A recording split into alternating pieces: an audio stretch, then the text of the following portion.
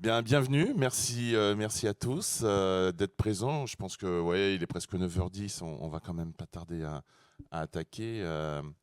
Vous avez peut-être assisté à l'atelier sur le sport hier après-midi pour quelques-uns d'entre vous. Bon, la question était plus large, hein. Est-ce que les grands événements sont compatibles avec un tourisme durable? J'étais pas là, donc je peux pas vous donner la réponse, mais voilà, il y a eu un débat là-dessus. Ce matin, on va parler de e-sport, parce que je sais qu'il y a quelques-uns qui faisaient la confusion en arrivant devant la porte de l'atelier. Bon, je crois que vous avez tous une connaissance minimale sur le sujet, donc on va pas revenir sur des définitions, et je vais vite céder la parole à nos intervenants. Donc on a Bertrand et Marie qui viennent de Webedia, et notamment Bertrand qui gère directement, qui est directeur général de la branche qui concerne le e-sport. Marie, que vous connaissez peut-être mieux, qui est sur la partie tourisme. Et puis, en grand témoin, un territoire déjà bien impliqué sur ces sujets-là, Maximilien, donc, qui est directeur du sport de la jeunesse de la région Sud. Et la région Sud, qui, on va le voir, s'investit assez massivement sur le e-sport, et notamment avec l'accompagnement du coup de Bertrand et l'organisation, notamment la semaine dernière, d'un très gros événement. Et on va voir aussi, l'idée évidemment, c'est de parler de l'attractivité que ça peut générer. On l'a découvert depuis maintenant de nombreuses années avec les événements sportifs, que ce soit dans des grandes métropoles ou des territoires ruraux. Eh bien, le e-sport maintenant, bien qu'on soit encore au balbutiement et aux prémices, hein, des vraies stratégies d'attractivité sur ces sujets-là, devient un vrai levier qu'on peut activer. Et comme tu le disais à propos de Saint-Étienne ou même de territoires plus ruraux, on va voir qu'on peut l'activer sur vraiment toutes les strates territoriales qui sont envisageables. Et évidemment, il y a des très très gros événements qu'on va voir et qui sont hyper intéressants de ce point de vue-là. Je laisse peut-être, je ne sais pas si c'est Bertrand qui va. C'est toi qui vais commencer, ouais. Merci beaucoup Ludovic.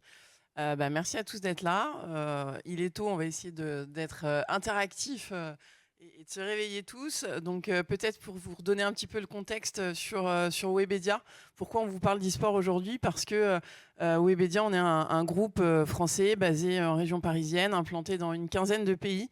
Et ce qu'on fait, notre métier, c'est de produire des contenus incarnés ou non, avec tout un réseau de créateurs et les diffuser.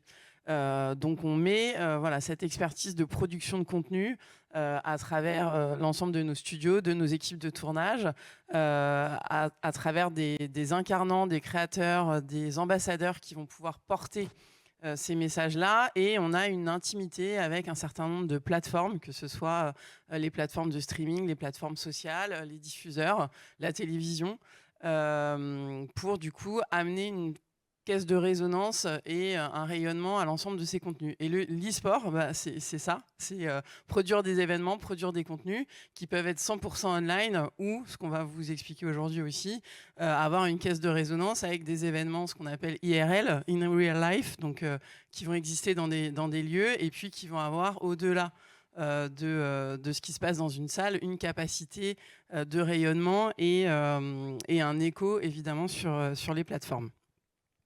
Cette expertise donc, de production de contenu, d'incarnation et de diffusion, on la met au service de plein de sujets que vous allez retrouver dans vos territoires, dans vos collectivités. On accompagne des agences d'attractivité sur des démarches autour de l'orientation professionnelle. On a lancé un média sur Twitch qui s'appelle MVP, Ma Vie Pro, qui est incarné par Samuel Etienne, que vous connaissez, qui a vraiment, après sa vie de journaliste à la télé et à la radio, a vraiment switché et devient aujourd'hui un des plus gros streamers français.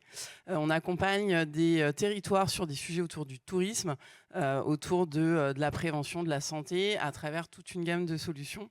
Et particulièrement sur le tourisme, on a des médias dédiés à cette activité avec Spotlist, qui est un compte Instagram qui part des très beaux hébergements, des plus beaux hôtels pour faire découvrir des destinations. On a également le Média Expérience, qui est le petit frère du Média Positif et qui va du coup être un média très inspirationnel basé sur la découverte, l'immersion. Easy Voyage, qui est notre média historique, Épicurieux, incarné par Jamie Gourmaud. Donc là, vous avez une petite sélection des créateurs de contenu avec lesquels on a l'habitude de travailler pour les destinations touristiques.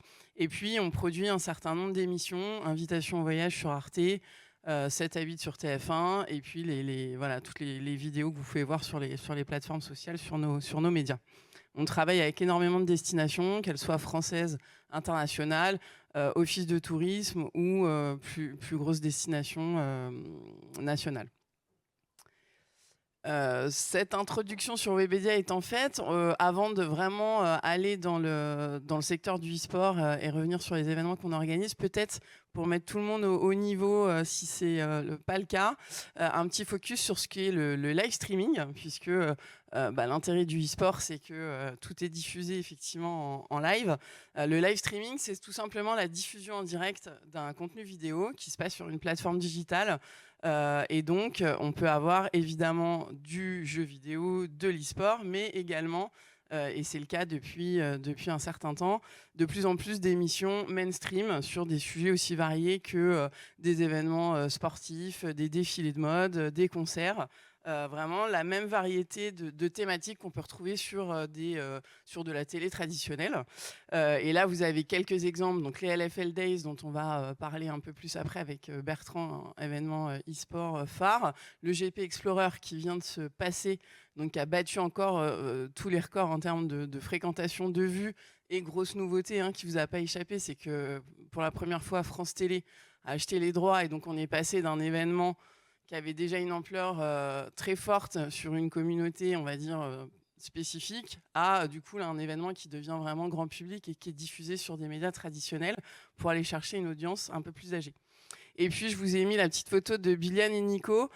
Je ne sais pas si vous les connaissez, donc c'est deux créateurs, deux streamers Webedia qui ont participé à Z-Event, qui est le téléthon, on va dire, des streamers, qui a lieu chaque année en septembre et qui a permis cette année de générer plus de 16 millions d'euros de dons pour des associations caritatives. Et Bilian et Nico avaient fait le pari, puisque ça fonctionne sous forme de défi et de pari, de faire un Montpellier-Paris à pied si jamais ils dépassaient le montant des dons qu'ils avaient imaginés. Et donc voilà, ça a été une épopée formidable avec énormément de vues et de fans d'ailleurs qui se sont arrêtés pour venir les voir tout au long du parcours.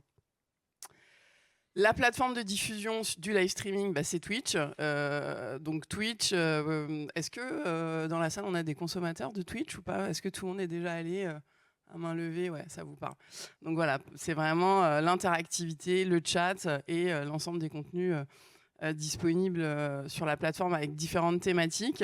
Vous avez quelques chiffres qui augmentent évidemment chaque jour, 240 millions d'utilisateurs annuels dans le monde.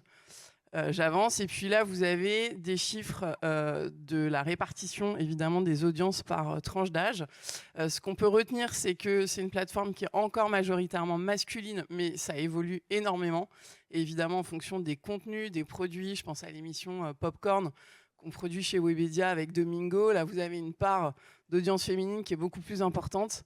On a encore plus d'hommes aussi dans l'e-sport et dans le gaming, mais on a des compétitions qui sont dédiées aux femmes, et donc du coup ça change chaque année. Et puis je vous apprends rien, on a évidemment une grosse majorité de 15-25, ça pareil avec une audience qui grandit avec les événements et qui mûrit et qui devient moins jeune que ce qu'on avait au tout début. Est-ce que d'un point de vue pro, il y en a parmi vous qui utilisent Twitch comme canal de diffusion? Ou c'est juste à titre perso? Personne à titre pro? Ok. Tu voulais poser une question? Je t'emmène le micro. On t'entende bien sur la diffusion. C'est pas grave. C'était pour savoir le chiffre des 30% de femmes sur Twitch. Est-ce que c'est des streameuses ou est-ce que c'est les consommatrices? Et est-ce que c'est les les viewers. Okay. C'est vraiment les personnes qui regardent. Ça marche. Et du coup, sur le nombre de personnes qui streament, on est à peu près avec autant de déséquilibre? Alors, il y a principalement plus effectivement de streamers masculins parce que en termes de streamers, effectivement, un des secteurs les plus représentés va rester aujourd'hui le gaming et l'e-sport, mais on a de plus en plus de profils féminins qui s'y mettent. Merci. Et là, vous avez du coup une petite slide pour vous montrer aussi que l'intérêt aussi d'une plateforme comme Twitch, c'est qu'on va avoir tout un écosystème après de diffusion des contenus et du coup de multiplication des points de contact avec les audiences. L'émission se passe sur Twitch. Je reprends l'exemple de Popcorn avec Domingo. Mais dès le lendemain, vous allez avoir des capsules qui vont être rediffusées sur l'ensemble des plateformes, un best-of et puis souvent un replay sur YouTube qui permet, au-delà d'une émission qui dure souvent d'ailleurs 2 heures, donc avec un sponsor et un temps d'exposition d'une marque très long. Par rapport à un petit spot de pub ou du pré-roll YouTube qui va durer 3 secondes. Là, on est vraiment sur une histoire, un storytelling et une relation. Les audiences cherchent vraiment une relation qui est beaucoup plus longue et puis une capacité à couvrir l'ensemble des plateformes sociales au-delà de ce qu'on va trouver sur Twitch. Voilà un petit peu pour la mise au parfum, on va dire, sur la plateforme.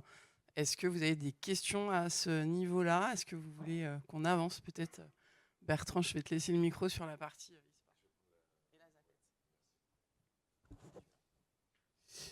Bonjour, rebonjour. Effectivement, on parle maintenant d'e-sport. Donc, l'e-sport, c'est tout simplement la pratique compétitive du jeu vidéo. Hein. C'est le fait de jouer aux jeux vidéo contre d'autres joueurs. Et comme dans le sport, il y a plein de niveaux d'e-sport. Il y a l'e-sport amateur, c'est-à-dire que lorsque vous faites une partie de FC ex-FIFA avec un copain sur le canapé, c'est de l'e-sport, c'est de l'e-sport amateur, mais c'est une pratique compétitive. Et puis ensuite, il y a l'e-sport amateur un peu plus engagé avec des compétitions en ligne ou dans des LAN, effectivement. Et ensuite, il y a le niveau semi-pro et puis le niveau pro, exactement comme, comme dans le sport. Et comme dans le sport, il y a encore plus de gens qui le regardent que de gens qui le pratiquent. L'audience de l'e-sport aujourd'hui est estimée à 600 millions dans le monde. Et en France, autour de 13 millions de personnes consomment de l'e-sport. Lorsque le premier baromètre en France a été publié, c'était en 2018. Et il y avait 5 millions. Voilà, donc on voit que l'audience est en pleine explosion. Voilà la slide. L'autre phénomène, c'est la croissance. Les fans, un tiers des fans d'e-sport le sont depuis moins d'1 an. Ça, c'est une étude qui date de 2023.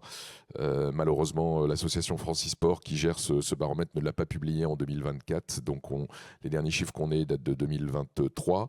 Et là, on sentait vraiment l'effet post-Covid, avec notamment une explosion de l'audience féminine, puisque suite au Covid, un nouveau consommateur sur 2 était une femme, notamment poussée par la diffusion streaming qui a explosé sur Twitch pendant le confinement, et la sortie du jeu Valorant, qui est un jeu qui a, bien que ce soit un FPS, un shooter, capté une bonne audience féminine. On a une structuration qui est vraiment très proche de celle du sport traditionnel. Les similitudes avec le sport sont nombreuses. On a des événements majeurs, on a une économie qui fonctionne avec notamment du merchandising, on a des droits de diffusion. Ici, un petit visuel de la Coupe de France de League of Legends, dont on a vendu les droits exclusifs à France Télévisions l'année dernière. Et ça, c'était un move vraiment inédit dans l'e-sport français. Et cette année encore, on a redémarré une collaboration avec France Télévisions qui a démarré hier d'ailleurs, avec une nouvelle Coupe de France de Rocket League. Et hier, c'était la première diffusion en streaming et il y avait plus de 20 000 personnes sur le live. Donc, un énorme succès pour cette nouvelle compétition. Comme dans le sport, on a des associations de supporters. Ici, vous voyez les Golden Hornets, qui est l'association des supporters d'un club français qui s'appelle Vitality. Et dans la LFL, qui est une compétition dont je vais vous parler après, on a 10 clubs. Ils ont chacun leur association de supporters. Donc la Carmine Corp a une association qui s'appelle le Blue Wall, etc. On discute, nous, en tant qu'organisateurs, avec ces associations, comme la Ligue de foot peut discuter avec les clubs de supporters pour les déplacements, le fait de laisser rentrer les banderoles, les tam-tams, etc. On est là aussi dans une analogie avec le sport total. Et puis enfin, évidemment, je dirais même avant tout, des collaborations avec des marques, des sponsors, puisque l'économie de l'e-sport repose quasiment aujourd'hui exclusivement sur le sponsoring, à quelques exceptions prêtes. Voilà, pardon. Juste, Bertrand, Ouais, il y n'hésite a pas. une différence. Le live streaming, ça induit notamment une interaction entre les viewers, entre les commentateurs, entre même les pratiquants, qui est quand même assez particulière et qui n'existe pas dans les autres sports. Est-ce que c'est une nécessité? Est-ce que sans ça, on n'aurait pas tout à fait la même communication et le même supporting derrière? Alors, évidemment, tout ça c'est diffusé sur Twitch, même si la politique de Twitch a évolué ces dernières années et est beaucoup moins contraignante pour les détenteurs de droits et les streamers. C'est-à-dire que précédemment, on était obligé de streamer exclusivement la première diffusion sur Twitch. Twitch a revu ses conditions et aujourd'hui on multidiffuse. Hein. Donc on peut faire du live sur Twitch, en même temps sur YouTube live et même en même temps sur des plateformes comme TikTok ou X. Pour répondre à ta question, le chat notamment est extrêmement important pour les streamers. Qui ont un œil sur le chat et ce qui leur permet d'interagir avec leur communauté. Dans l'e-sport, c'est moins vrai, dans le sens où on a des diffusions qui ressemblent un petit peu à celles du sport à la télé. C'est-à-dire qu'on a des commentateurs qui ne regardent pas trop le chat. En revanche, le chat est utile pour que la communauté réagisse à ce qui se passe. Les supporters se mobilisent, balancent des vannes, etc. Donc le chat est vraiment intéressant d'un point de vue du viewer, pas tant dans l'interactivité avec le contenu. Voilà. Donc nous, notre boulot, c'est de gérer des droits. Donc on se rapproche des détenteurs de droits qui sont les éditeurs, et c'est là qu'est la différence avec le sport. C'est-à-dire que le sport, il y a des fédés, il y a des grandes organisations comme la FIFA, etc. Mais finalement, les sports n'appartiennent à personne. Là, on parle de propriété intellectuelle. Donc, si l'organisation, la forme s'apparente au sport, à la fin, il y a une société commerciale qui est un éditeur de jeux. Voilà. Et nous, notre boulot, c'est de contracter avec ces éditeurs pour gérer leurs IP, leurs jeux, organiser des compétitions sur ces jeux, sur des scopes français, européens, MENA ou mondiaux. Donc voilà une approche de notre portfolio. League of Legends, on fait la LFL, la Division 2, les IMI Masters, qui est une sorte de Ligue des Champions. Sur Trackmania, on fait la World Cup pour le jeu d'Ubisoft, donc compétition mondiale. Sur Street Fighter, la Coupe d'Europe. Voilà, donc on a différents produits et qu'on gère. On fait un petit focus rapidement sur la LFL. La LFL, c'est la Ligue française de League of Legends, qui est le jeu e-sport numéro 1 dans le monde, qui est un jeu qui a une quinzaine d'années, plus de 100 millions de joueurs actifs par mois. C'est un jeu qui se décline et qui devient un phénomène de pop culture avec la série Arcane sur Netflix, dont vous avez forcément entendu parler si vous ne l'avez pas vu, et puis qui se décline sur d'autres plateformes. Donc il y a une version mobile qui s'appelle Wild Rift. Il y a même un jeu de combat avec les personnages de League of Legends qui est sorti le week-end dernier à l'occasion d'Evo à Nice, qui était le lancement mondial en tout cas de l'open beta de 2XKO, qui est un jeu de combat. Donc on voit que League of Legends, c'est vraiment quelque chose d'important. Là aussi, l'écosystème français qu'on gère intégralement est complètement comparable à celui du sport. Donc on a une ligue amateur, circuit amateur, auquel vous pouvez participer si vous jouez à League of Legends. Il faut déjà quand même un petit niveau pour rentrer dans le Nexus Tour. Le Nexus Tour qui va aller se produire dans des événements comme la Gamers Assembly, par exemple, qui peut être une étape offline du circuit amateur. La division 2, qui est la division semi-pro, qui permet d'avoir des équipes déjà structurées dont le rêve est d'accéder à la LFL, puisque tout cet écosystème est ouvert avec sur chacune de ces couches des montées et des descentes, des up and down. La LFL, qui est la ligue professionnelle. Tout ce beau monde s'affronte dans une Coupe de France, enfin du moins s'affronter dans une Coupe de France l'année dernière, puisqu'en 2025, elle n'a pas eu lieu. Et les meilleures équipes de la LFL se qualifient pour les IMI Masters, au même titre que les meilleures équipes de la Superliga, qui est la Ligue espagnole, la Prime League, qui est la Ligue allemande, la Nordic League, qui est la Ligue nordique. Enfin voilà, il y a 13 ligues comme ça en Europe qui convergent vers les IEM Masters qu'on organise aussi, qui est donc un petit peu la Ligue des Champions. Ouais. Là, il y a une petite vidéo d'intro de la LFL qui est là pour montrer un petit peu les ambitions graphiques et les moyens qui sont mis en œuvre pour l'intro. On est sur des intros un petit peu de grandes ligues sportives. Il y a même un parallèle un petit peu avec l'intro de la Formule 1. Voilà, c'est-à-dire qu'on présente les joueurs stars de chaque équipe. L'environnement de chaque équipe et on présente ça comme un affrontement entre tout cet écosystème à travers les 10 équipes. Donc on a dans la LFL les 10 meilleures équipes, les 10 plus grandes équipes de l'écosystème, Carmine, Vitality, etc.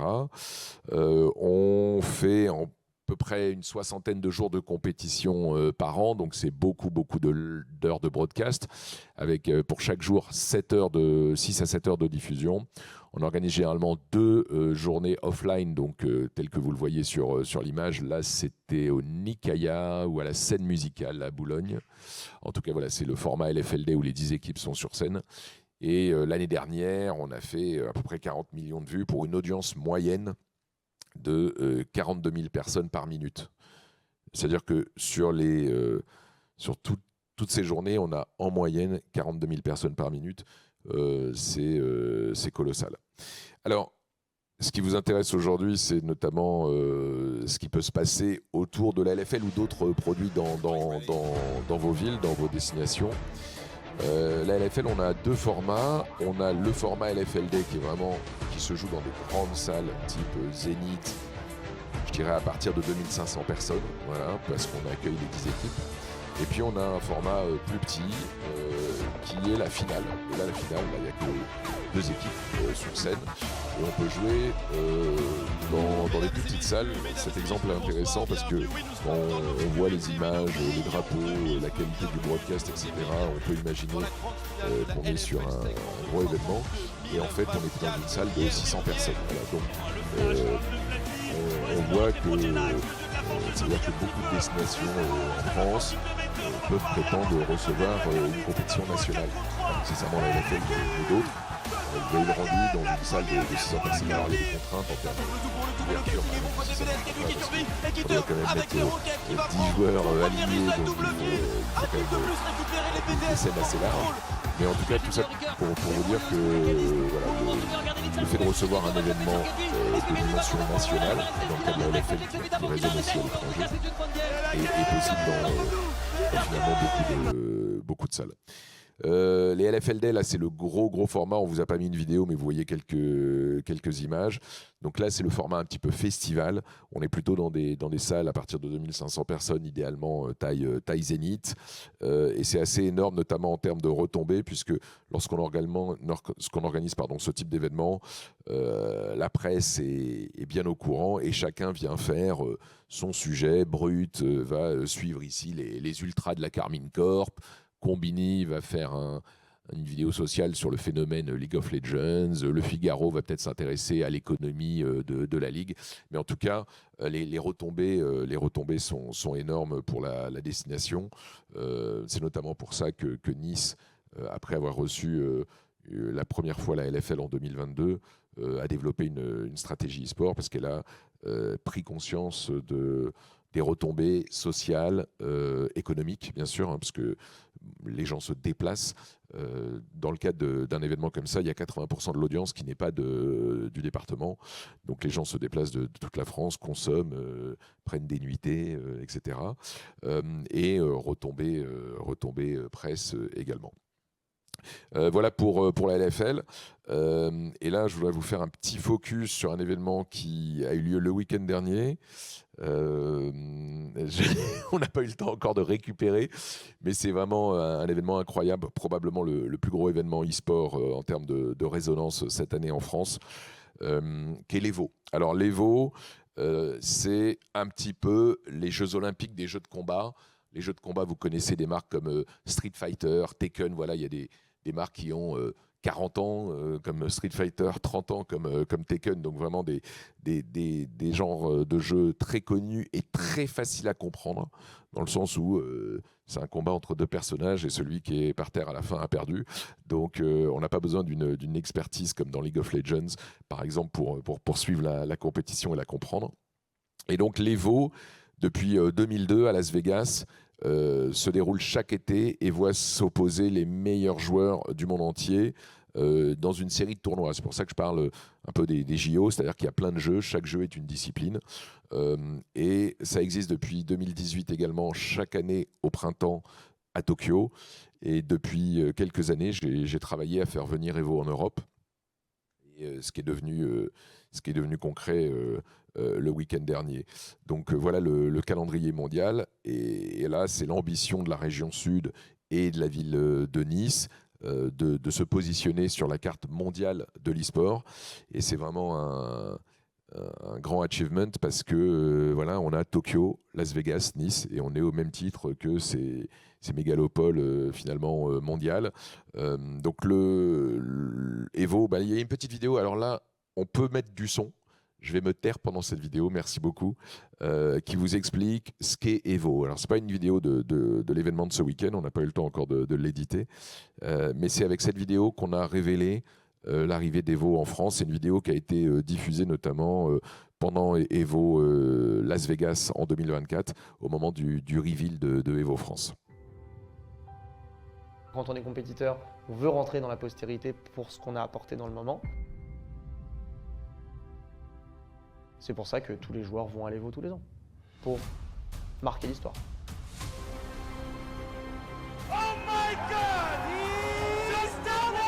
C'est un titre qui peut juste faire ta carrière.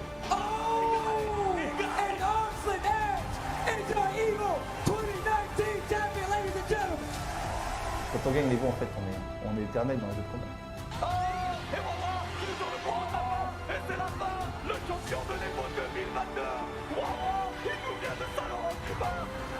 On est 10 ans après, ça a changé toute ma vie.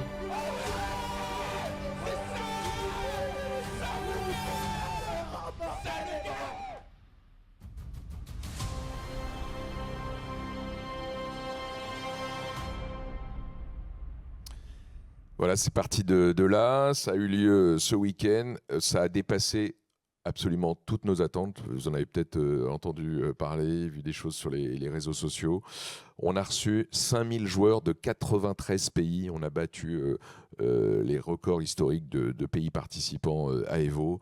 On avait des joueurs de l'ensemble des pays européens, de 20 pays africains, évidemment du Japon, de la Corée, des États-Unis, du Pérou, du Brésil, de 93 pays. C'est incroyable.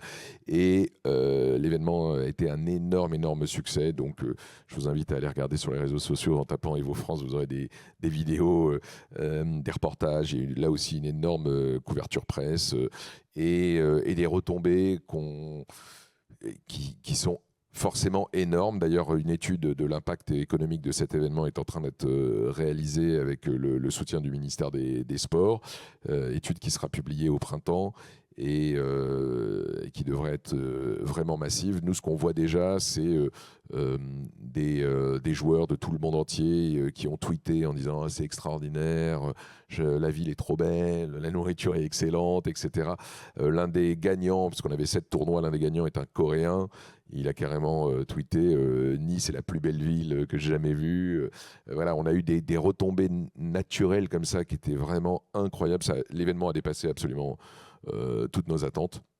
Il est déjà annoncé pour 2026 à nouveau Nice région sud et on espère qu'il va s'installer dans la durée comme c'est le cas à Las Vegas ou à Tokyo. Voilà, tout ça pour dire qu'en France on a les moyens d'avoir de l'ambition et d'attirer des événements mondiaux. Je laisse maintenant la parole à Maximilien. Peut-être qu'on fera un Q&A à la fin. Oui, bien sûr. Ouais. Voilà.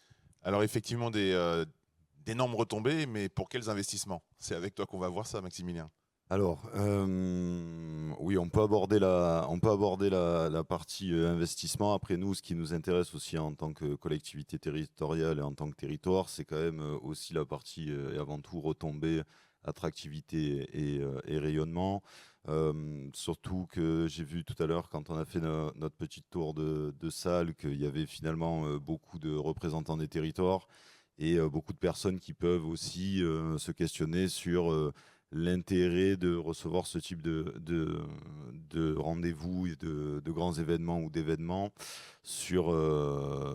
au sein de leur collectivité, et notamment pour pouvoir avoir des retombées économiques positives. Donc, avant d'attaquer la partie vraiment stratégie régionale e-sport de la région, je voulais refaire un petit point de contexte, parce que cette idée, elle est effectivement, on n'est quand même pas beaucoup de territoires et pas beaucoup de collectivités à s'engager de manière assez ouverte sur le développement de l'e-sport. En fait, tout ça, c'est parti de l'année 2022.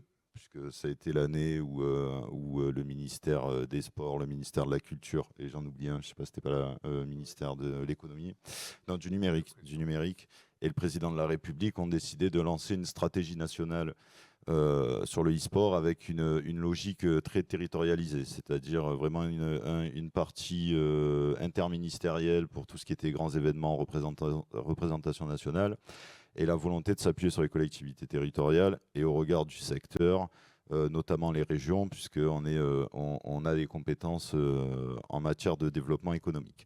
Donc, partant de ce constat-là, la question, ça a été de pouvoir, pour l'État, trouver des régions pilotes sur le e-sport.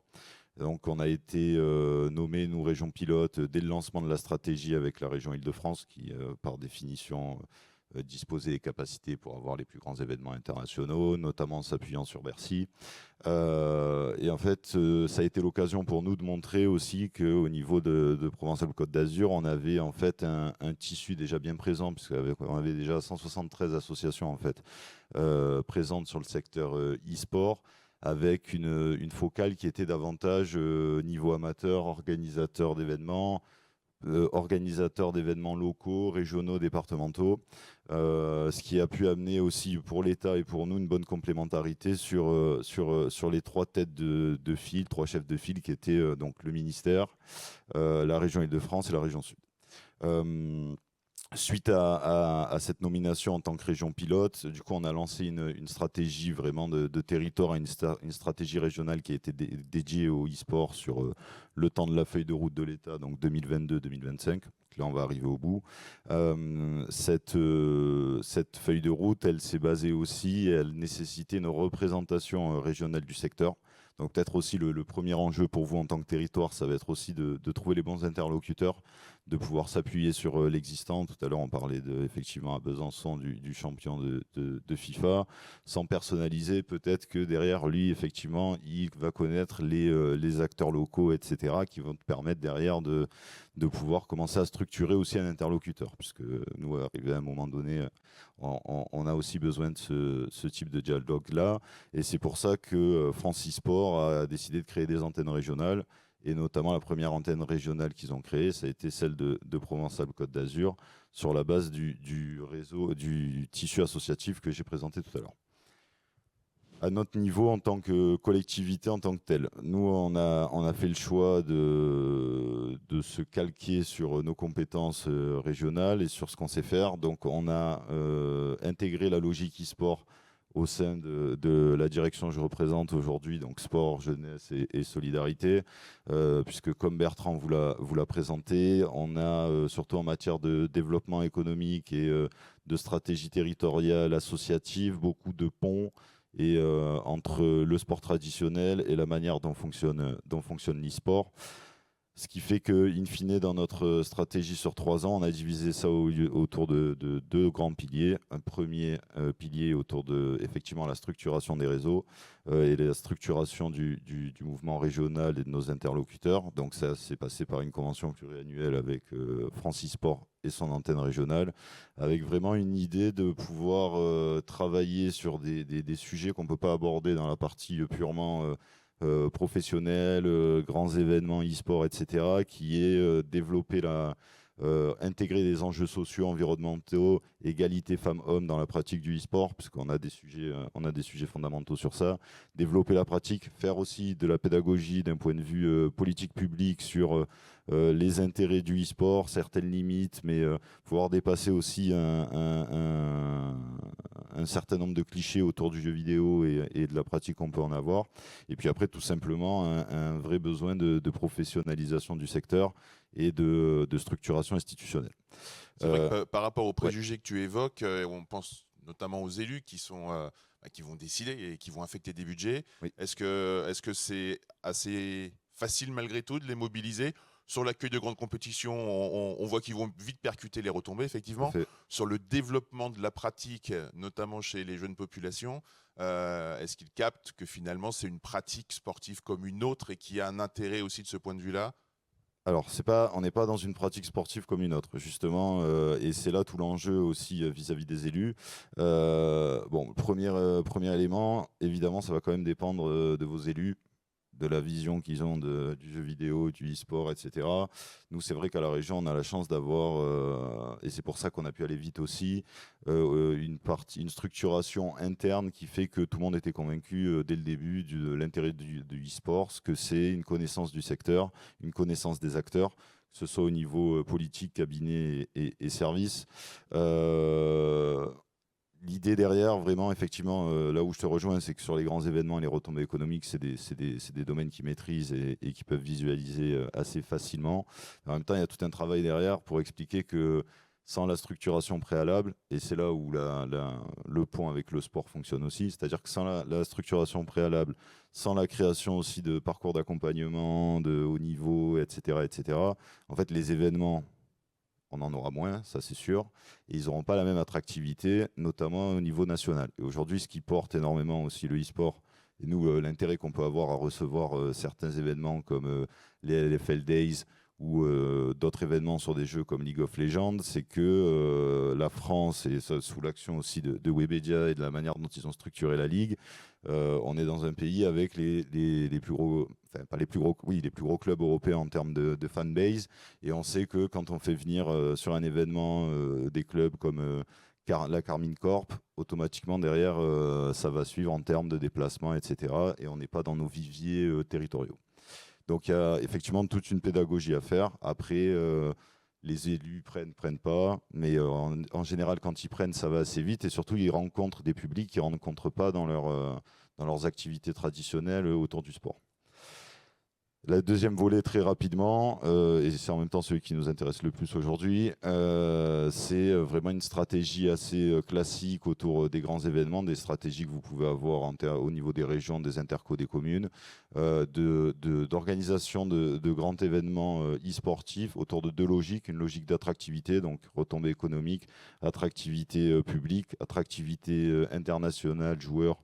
Et c'est ce qu'a bien présenté précédemment Bertrand sur les intérêts que ça a. Et une deuxième logique pour nous aussi, en tant que collectivité, qui est quand même le rayonnement et l'image de marque. Et ça, je pense que c'est important aussi de l'expliquer. Ça peut rentrer dans une phase d'explication aussi à vos élus locaux. C'est que le e-sport, ça permet quand même, par rapport à un événement sportif traditionnel, hors les événements les plus médiatisés, ça permet quand même de facilement avoir des logiques de communication institutionnelle qui sont hybrides par nature. C'est-à-dire que vous allez avoir votre visibilité et vos plans de communication physique assez classiques que vous allez retrouver sur d'autres grands événements, d'autres événements notamment sportifs et culturels. Donc vraiment une présence stand, roll-up, prise de parole sur place. Et le e-sport vous permet quand même en même temps d'avoir une stratégie digitale qui est très très puissante, très avancée, à moindre coût par rapport à, on va dire quand même à des organisations plus traditionnelles, et surtout qui est aussi intégrée dans votre public cible. C'est-à-dire qu'aujourd'hui, on n'a pas trop parlé, mais si vous êtes déjà allé sur Twitch, vous avez déjà vu des grands événements, effectivement, de la même manière que la coupure pub à la mi-temps d'un match de foot, les coupures pub pendant les breaks sur les événements e-sport, c'est quelque chose d'intégré, c'est quelque chose de regardé. Et donc, ça offre quand même un certain nombre de possibilités pour pour les territoires, la visibilité internationale et toujours dans une logique in fine d'attractivité du territoire. Et du coup, est-ce qu'une DIRCOM d'un conseil régional est entre guillemets équipée et câblée pour générer des retombées aussi de ce point de vue-là et les assumer, ou est-ce que ça nécessite un accompagnement particulier et spécifique? Non, alors nous, en plus de ça, on a une directrice de la communication tout à fait compétente. Donc là, j'ai aucune problématique sur ce sujet-là. C'est de toute façon sur des sujets qui sont un peu innovants comme ça. Il faut un portage partagé, un accompagnement partagé pour que ça fonctionne. Nous, on en parlait encore hier avec Bertrand. Ce qui fonctionne bien à la région, c'est qu'effectivement, à tous les niveaux, à toutes les échelles, on a réussi à intégrer la logique du e-sport, ce que ça pouvait nous amener, comment nous, en interne, on pouvait travailler aussi de manière complémentaire pour travailler au mieux sur nos plans de communication, nos retombées, etc. Et c'est vrai que c'est un domaine sur lequel... nous, on a récupéré ça à la direction des sports de la région, où globalement, il y a une logique générationnelle, hein, on ne va pas se mentir, il y a une logique de compétences, et on a fait une petite équipe projet, on est 2-3, mais à la base, et j'en reviens aux notions qu'on avait de métier passion ou de passion, ça naît aussi par la passion, parce qu'on est des anciens joueurs de jeux vidéo, qu'on sait ce que c'est, que voilà, on n'est pas très loin du secteur, et ça nous permet de venir accompagner derrière notre direction de la communication quand il faut prendre 2-3 décisions en termes d'image de marque. C'est-à-dire qu'effectivement, il faut qu'on soit en mesure de venir lui expliquer ce que c'est un break, pourquoi c'est un moment clé, pourquoi sur un événement e-sport, il ne faut surtout pas s'arrêter à un devis de prestation de communication classique avec la région à l'entrée, mais il faut plutôt penser tout de suite à qu'est-ce qu'on fait pendant la diffusion stream. Voilà. Merci beaucoup. On va peut-être poursuivre sur cette partie-là avant de prendre quelques questions dans la salle. Et en quoi donc toutes les collectivités peuvent être concernées? Ouais, complètement. Merci Ludovic et merci Maximilien. Oui, donc effectivement, pour résumer, mais on se l'est un peu dit, comment une collectivité, une destination peut s'associer à l'e-sport, déjà localement. C'est-à-dire que quelle que soit la taille de la ville, il y a des pratiquants. Et donc le monde amateur, Maximilien le disait, 160 associations en région sud. Voilà, donc quelle que soit la taille de la commune, il y a des pratiquants, il y a la possibilité d'organiser à minima une petite convention, une petite compétition. Vous trouverez toujours des participants et ça peut aller jusqu'à effectivement une LAN qui va rayonner localement, régionalement ou nationalement dans le cas des plus grandes LAN, même si le phénomène LAN n'est plus ce qu'il était il y a quelques années, puisqu'avec le développement du jeu en réseau, on a moins besoin de se déplacer pour jouer. Mais effectivement, il y a encore de très belles LAN, et notamment la Gamers Assembly, qui est une LAN historique en France et la plus grande. Donc ça, je dirais que vous avez, quelle que soit votre destination, on parlait de Besançon, de Saint-Étienne, voilà, il y a de quoi organiser déjà des événements locaux. Et ce qui est intéressant avec ces événements, c'est qu'ils peuvent accueillir des compétitions nationales. Je parlais tout à l'heure du Nexus Tour. Il y a des circuits nationaux sur des jeux comme Valorant, sur des jeux comme TFT, sur beaucoup de jeux. Et donc, une compétition locale peut être, en accord avec l'organisateur de la compétition amateur nationale, une étape officielle du circuit amateur national, ce qui va lui permettre d'avoir un rayonnement, d'accueillir des équipes qui sont, pour certaines, portées par des streamers qui vont du coup diffuser leurs compètes en direct sur Twitch, et vous allez avoir, sans organiser un broadcast de la qualité et du coup de ceux d'un événement national, vous allez avoir déjà une résonance. Donc ça, vous pouvez travailler là-dessus avec les associations locales, avec pourquoi pas les bureaux de France e-sport s'il y a une antenne régionale. Donc je dirais que c'est la première brique, et qu'aujourd'hui, objectivement, de mon point de vue, je ne vois pas comment on peut à minima se passer d'un événement local pour mettre au moins un pied dans cette pratique. Ensuite, évidemment, les événements nationaux. On a vu tout à l'heure une finale de la LFL dans une salle de 600 places. Et ça peut aller jusqu'à des salles de type Zénith. Et ce qu'on remarque de toute façon dans pareille situation, c'est que le public, on en parlait avec les associations de supporters, etc., va se déplacer. C'est pas comme une tournée d'un artiste. L'artiste vient vers son public et c'est l'audience locale qui va venir voir la tournée de tel ou tel artiste. Là, ça n'a rien à voir. Donc, la conséquence de ça, c'est qu'on peut arriver dans une région qui n'a pas nécessairement une audience suffisante localement pour remplir le Zénith, j'en sais rien, de Dijon, qui a un Zénith par exemple, puisque dès lors que vous recevez ce type de compétition, l'audience va se déplacer de toute la France. Et puis enfin, les événements internationaux. Très clairement, la France attire naturellement les plus grands organisateurs mondiaux d'événements pour plusieurs raisons. La première, c'est que, comme le disait Maximilien, il y a une stratégie gouvernementale. La prise de position du président qui a reçu l'écosystème e-sport à l'Élysée en 2022 a eu un énorme écho à l'international. Ce que le président, alors encore candidat pour son deuxième mandat, avait annoncé, c'est-à-dire qu'il voulait recevoir des événements internationaux. Il avait notamment cité un major de Counter-Strike. Ceci a eu un écho international énorme qui a résonné auprès de tous les gros éditeurs, les gros organisateurs. Et typiquement, ça a créé un appel d'air, si bien que d'ailleurs, le major suivant a eu lieu en France, le major de Counter-Strike en 2023, que j'ai eu la chance de co-organiser avec Blast. Et typiquement, c'était le président Macron qui, dans une vidéo, avait révélé l'arrivée voilà. Donc il y a la France est bien fléchée comme une destination qui a un environnement institutionnel favorable à l'e-sport. Deuxièmement, la France est au milieu de l'Europe et donc très accessible pour un événement qui se déroulerait en Europe.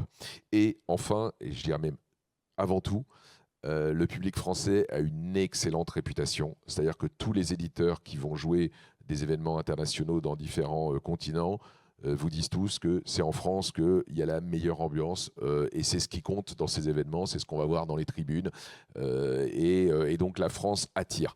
Là, il y a beaucoup d'IP qui peuvent être reçus en France. Il faut avant tout avoir une destination accessible de manière internationale, donc évidemment avec un aéroport bien connecté. C'est là où la ville de Nice coche beaucoup de cases. On voit que Montpellier aussi a reçu des événements internationaux comme les finales du LEC, qui est le plus gros niveau compétitif en Europe. Évidemment, Paris capte par défaut, beaucoup d'événements, mais on voit que des destinations comme Lyon, désormais dotée de la LDLC Arena, a reçu les championnats mondiaux de Fortnite et de Rocket League en septembre. Donc voilà, il y a de la place dans tout le territoire. Et ce type d'événements, je pense qu'on peut les estimer à environ 3 à 4 par an, quoi. Voilà, donc il y a matière à faire de belles choses. On parlait de belles retombées. Est-ce qu'aujourd'hui, on a un comparatif entre un public qui se déplace pour un match de foot classique et un public qui vient pour ce type d'événement? Est-ce qu'ils consomment le territoire touristique de façon analogue ou est-ce qu'il y a des différences qui sont identifiées? Je vais laisser Maximilien répondre sur s'il a des éléments sur l'aspect économique. Je le rappelle, il y a une étude. T'en as, toi? Voilà.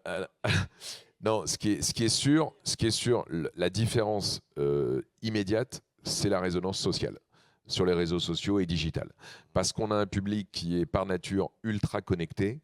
Et si vous recevez une compétition de sport, vous allez avoir un public plus âgé, qui a moins l'habitude de partager, moins l'habitude de réagir, moins l'habitude d'être connecté sur les réseaux sociaux. Dès que vous recevez un événement e-sport, c'est phénoménal. C'est phénoménal. Ce week-end là, à Nice sur Evo France, on ne pouvait même pas suivre le nombre de tweets dans le monde entier. On a même eu des stars du cinéma américaines qui ont retweeté des moments ou reposté des moments sur leur compte Instagram avec des millions de followers. Donc la différence, je pense qu'elle est beaucoup dans la résonance digitale déjà. Oui, pour le comparatif et répondre à la question. Alors, je pense que justement le match de foot, c'est pas le bon cas d'exemple. Pourquoi? Parce qu'en fait, un match de foot, c'est une attractivité, un rayonnement. Puis alors, je viens d'une ville où on remplit 60 000 toutes les 2 semaines, mais vous attirez finalement un public d'habitués. C'est un public d'habitués, à rayonnement régional pour les gros clubs, mais on n'est pas du coup dans une logique de retombée touristique. C'est-à-dire que les gens viennent au stade, repartent, etc. Je pense que le bon comparatif, c'est plutôt des championnats de France, des championnats du monde sur certaines disciplines, où les gens viennent pendant 3 jours pour l'événement et du coup pour vivre autour, prendre de l'hôtellerie, hébergement, etc., etc. Et donc l'intérêt justement, quand on commence à arriver à un échelon national ou international sur les grands événements en e-sport, c'est qu'on rentre tout de suite dans cette catégorie-là d'événements.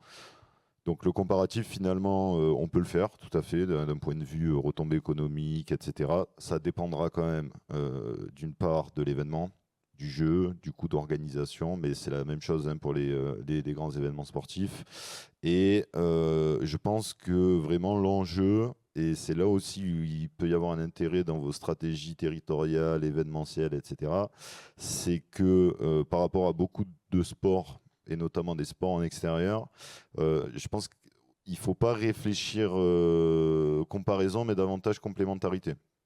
Ça peut être aussi un moyen de se dire comment aujourd'hui dans une programmation annuelle sur mon zénith, ma salle culturelle, multifonction interne, ou globalement sur des périodes où, je sais pas, moi chez moi, globalement le sport c'est le foot ou le rugby.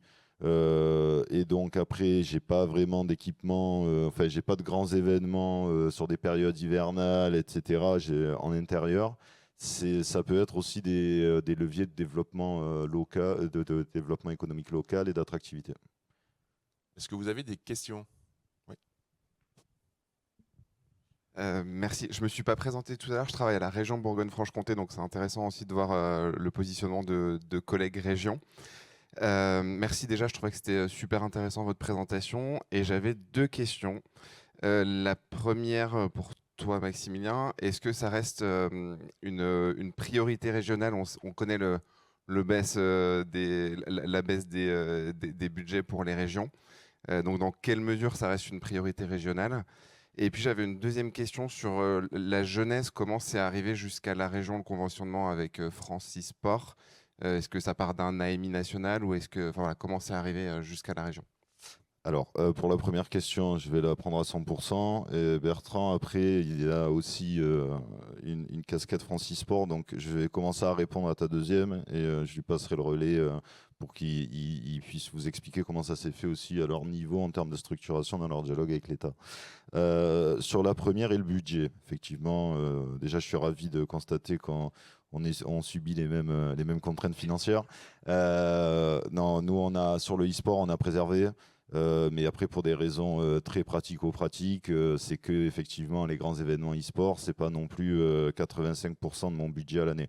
Donc c'est pas, on a toute une série de dispositifs, mais même sur des partenariats en visibilité, où on réduit avant d'aller sur l'e-sport, puisqu'on est sur une moyenne quand même de. Alors là, on est en train effectivement de monter en puissance, et je l'ai pas trop évoqué tout à l'heure.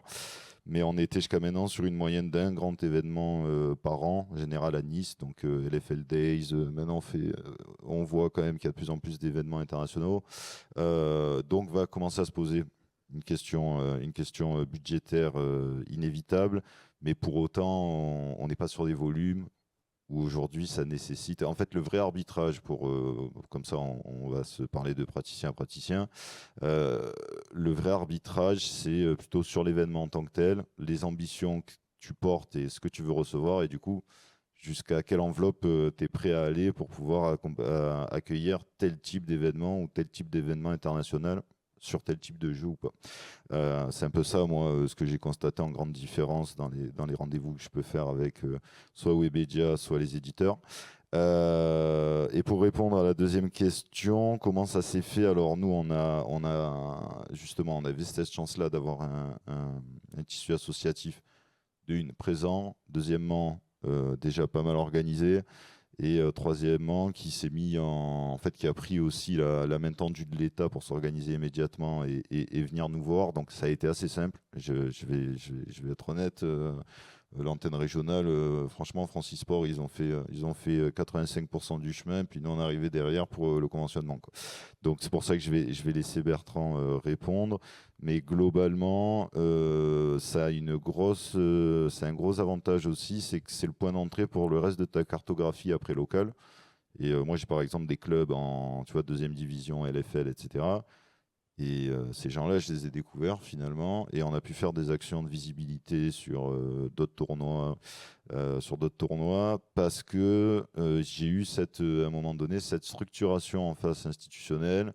Ça m'a aussi ouvert, enfin évidemment, ça ouvre des portes auprès des institutionnels, mais ça nous ouvre des portes à nous aussi en termes de connaissances, et ça permet d'aller un peu porter le message derrière et de trouver des bonnes idées pour se renouveler sur des logiques de communication, de présence institutionnelle, etc., etc. Merci. Oui, effectivement, Francis Sport, c'est une association qui est née il y a une dizaine d'années, aujourd'hui, en 2016, qui représente aujourd'hui essentiellement le monde amateur, et donc qui a un vrai intérêt localement pour regrouper les associations et créer des divisions locales. Donc à ma connaissance, il n'y en a pas dans toutes les régions. Donc, je ne sais pas si dans la vôtre, il y a déjà un bureau local de Francis Sport, mais effectivement, il y en a dans la région sud, il y en a, à ma connaissance, en Occitanie, en région parisienne, dans le nord également. Voilà, c'est en train de se structurer. Mais ce qui est sûr, c'est que la plupart de ces associations amateurs, généralement, adhèrent à Francis Sport. Francis Sport, vraiment, je le redis, représente bien le monde amateur, moins le monde professionnel. Donc, vous allez sur Francis Sport, il y a un annuaire, et vous pouvez peut-être vous rapprocher des associations locales pour, si ce n'est pas déjà fait, ouvrir une antenne locale. Mais je ne pense pas que ce soit fait parce que je pense que vous seriez au courant. Donc, voilà, la bonne porte d'entrée, c'est Francis Sport pour faire ça. Et effectivement, une fois que vous avez cette antenne locale, ça va faciliter beaucoup de choses. Vous serez plus facilement au milieu des conversations. Et donc, c'est un bon départ pour structurer l'e-sport dans votre région. Oui, alors une dernière question, puisqu'on a ensuite une plénière à 10h30, et que si vous voulez avoir le temps de prendre un petit café. Bonjour, je suis Quentin Lopez de l'Agence nationale pour les chèques vacances. À la suite des JO, on a eu une démarche de faciliter l'accès au sport. Et je voulais savoir si les pratiques de l'e-sport étaient éligibles, comme pour les autres sports, à tout ce qui est aide de financement que proposent les entreprises, les budgets dédiés au sport, par exemple, dans les avantages sociaux. Je ne sais pas répondre à cette question. Ce que je peux dire, c'est que, en tout cas, nous, on a notamment travaillé pour que l'e-sport soit intégré au pass culture. Donc, il y a des événements qui sont éligibles. Et pour montrer à quel point les institutions au plus haut niveau contribuent au développement économique de l'e-sport, la TVA sur la billetterie e-sport a été modifiée l'année dernière en s'alignant sur une TVA à taux réduit à 5,5, qui est la TVA des événements sportifs ou culturels. Précédemment, on était à 20% de TVA sur la billetterie e-sport, ce qui était un petit peu une hérésie, alors qu'on est totalement comparable au sport et au spectacle, puisqu'on est entre les deux exactement. Voilà, ceci est désormais corrigé. Donc, concernant les chèques vacances, j'ai pas de réponse. Je sais pas si, mais en tout cas, c'est des discussions qu'on peut carrément ouvrir. Et nous, en tant qu'organisateurs, on y serait favorable, évidemment. Merci beaucoup à tous les trois, Marie, Bertrand, Maximilien, d'être venus évoquer ces sujets-là. Merci à vous. C'était vraiment une ouverture sur un sujet qu'on n'avait jamais traité jusque-là et qui, je pense, même si notre assistance était relativement réduite, intéressera beaucoup de monde. Et j'imagine que le replay sera également regardé. En tout cas, merci d'être venus.